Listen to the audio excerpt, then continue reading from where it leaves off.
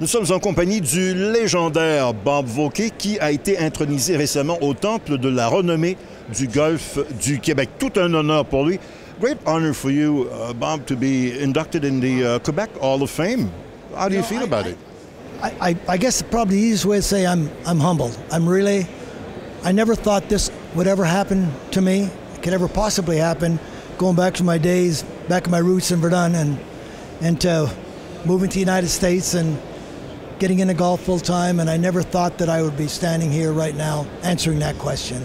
Bob, tell me, honored. Bob, tell me, from Montreal to Carlsbad, what were the main things you worked on to get as good as you are today? One of the biggest things that I worked on, I remember a long time ago, I came across at the time I worked for Bell Canada, and I came across that I had a job at Bell Canada, but I learned one thing, I wasn't totally happy, and I never forget, this older gentleman told me, I was at the club I used to go and play golf at. I remember him telling me, he said to me, "Son, if you're not happy, quit or you'll never be a success." He said, you have to have a passion and a love for what you do.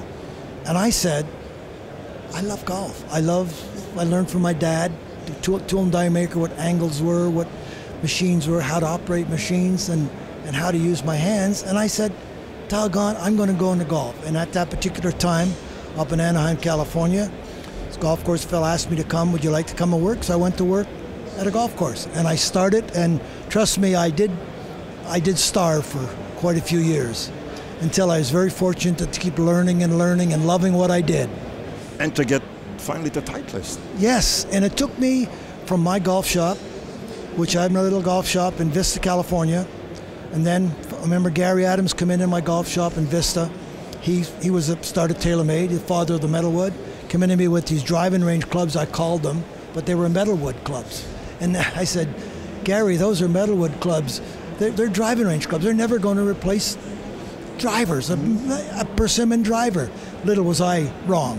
It started there, and then a few years later, I went to work for Gary at TaylorMade, and I was fortunate to be able to work with Lee Trevino, Dave Stockton Sr., Marco Mayer, real good short game players. So I kept learning, and I kept listening, note-taking about wedges. I always fascinated with wedges.